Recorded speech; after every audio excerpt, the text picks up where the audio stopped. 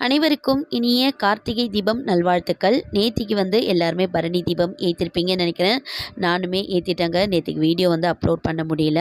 நேத்திக்கு ஈவினிங் சின்னதாக ஒரு கோலம் போட்டு வட்ட வடிவில் அகலை வச்சுக்கிட்டேன். வச்சுட்டு திரி போட்டு எல்லாம் ரெடி பண்ணி வச்சுட்டு நெய்வேத்தியம் வாழைப்பழம் வச்சுருந்தேன்.